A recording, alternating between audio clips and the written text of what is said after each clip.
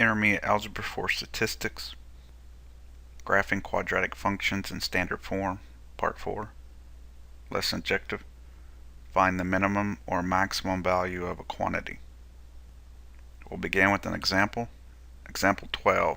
Last year, the yearbook at Central High cost $75 and only 500 were sold. A student survey found that for every $5 reduction in price, 100 more students will buy yearbooks. What price should be charged to maximize the revenue from the yearbook sales? Solution: we will let X be the number of $5 reductions. The expression 75 minus 5X is the new cost of the yearbook, and the expression 500 plus 100X is the new number of books that are sold. So when X is 1, that means we will take $5 off 75. And when X is 1, the number of new books will increase by 100. So when the cost is $70, we have 600 books being sold. When X is 0, that's when the cost is $75. The number of yearbooks sold was 500. So the total revenue will be the cost of the yearbooks times the number sold. Writing this as an equation, we have R of X equals the cost of the books, 75 minus 5X, times the number of books, 500 plus 100 times X. Our next step is to FOIL this out so we know the values of A, B, and C. And we get negative 500X squared plus 5,000X plus 35,500. Because the value of A is negative, there is a maximum. To find the x-coordinate of the vertex, we use our formula negative b over 2a, which is a negative 5,000 divided by 2 times negative 500. Negative divided by negative is positive, and we have 5. So if you recall, x is the number of $5 increments. So the best price to charge will have 5 $5 reductions, giving the yearbook cost 75 minus 5 times 5, which is 50.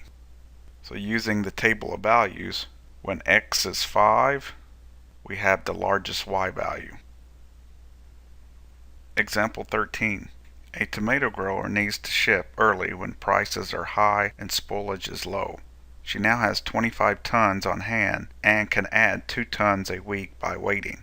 The current profit is $250 per ton, but it will reduce by $15 per ton for each week she delays. What should she ship to receive maximum profit? Solution: the independent variable is time measured in weeks, and the dependent variable is profit. The profit depends upon the number of weeks. Let T equal the number of weeks and P the amount of profit. The expression 25 plus 2T is the amount of tons, because she is beginning with 25, and as the number of weeks increase by 1, the tons increase by 2 tons. The expression 250 minus 15T is the price of each ton, because right now the price is 250, but it decreases $15 each week. So profit is the number of tons times the amount for each ton. So we have P of T equals 25 plus 2T times 250 minus 15T. Again, we need to FOIL this out. We get 6,250 minus 375T. 25 times 250 is this.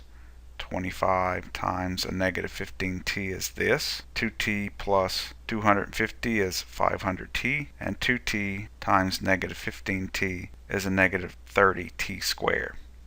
Combining like terms, and we have the quadratic 6,250 plus 125T minus 30T squared. So A in this case is negative 30, B is a positive 125, and C is 6,250. Because A is negative, we will have a maximum value. To find K, we need to find H first. So we use our vertex formula, negative B over 2A. This gives us a negative 125 divided by 2 times negative 30. So this gives us a negative 125 divided by negative 60. Negative divided by negative is positive, and we have 2.083 repeating. Now because x is the number of weeks, we round this to the nearest week, which is 2.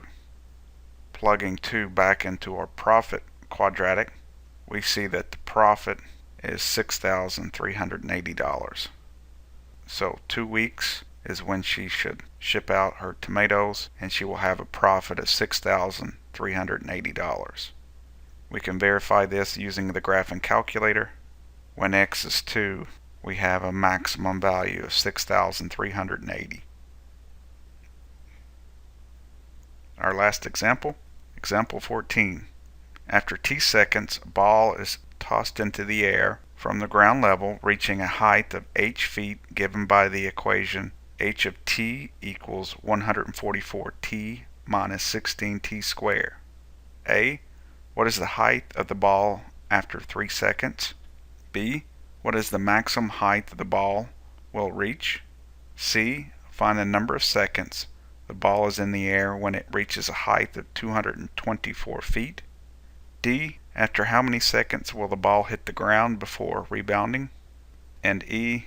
What is a reasonable domain and range for this function? Solution. We know the value of t, 3 seconds, and we want to find the height h. So we want to compute what is h of 3. So that's 144 times 3 minus 16 times 3 squared, which gives us a height of 288 feet. So we'd say 3 seconds after the ball is tossed, the height of the ball is 288 feet. B. What is the maximum height the ball will reach? We know this is a maximum because A is negative. So that means we need to find the vertex. So first we find the h coordinate. This will be negative 144 divided by 2 times negative 16. Negative 144 divided by negative 32 is a positive 4.5. So to find the height 4.5 seconds after the ball is tossed, we substitute that into our quadratic, and we get a height of 324 feet. So the maximum height of the ball is 324 feet. C. Find the number of seconds the ball is in the air when it reaches a height of 224 feet. We know the value of h, 224, and we want to find the value of t. So substituting 224 for h, we need to solve for t.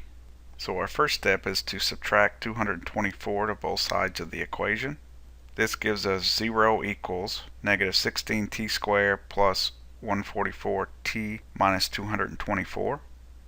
For this trinomial, I want to see if I can factor out a negative 16 from each term. So it turns out negative 16 is a factor for each term. So 144 divided by negative 16 is a negative 9. And negative 224 divided by negative 16 is a positive 14. So when you factor out a negative number, all the signs change. Next, we want to divide both sides by negative 16. 0 divided by negative 16 is 0, and negative 16 divided by 16 cancels out. Next, we want to factor this trinomial. What two numbers multiply to give me positive 14 and add up to give me a negative 9. Now because C is positive and B is negative, both factors have to be negative. And it turns out that negative 2 times a negative 7 is a positive 14. Negative 7 plus negative 2 is a negative 9.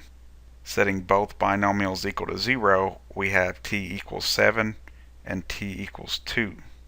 So we would say at 2 seconds, and that's on the way up, and 7 seconds on the way down, the height of the ball is 224 feet. D. After how many seconds will the ball hit the ground before rebounding? When the ball hits the ground, the height is 0. So we want to find the value of t when h is 0. We have h is 0. We need to solve for t. First I'm going to rewrite this and put the highest degree first. So we have 0 equals negative 16t squared plus 144t. I want to factor out a negative 16t to both terms. because 16 will go into 144. This has 2 t's, this has 1 t, so I can factor out a t. So now we have 0 equals negative 16t times the binomial t minus 9. Setting this term equal to 0 and this term equal to 0, we have t being equal to 0 and t being equal to 9. So in the terms of this problem, at 0 seconds and at 9 seconds, the height of the ball is 0. Hence, the ball is in the air for 9 seconds. E. What is a reasonable domain and range for this function?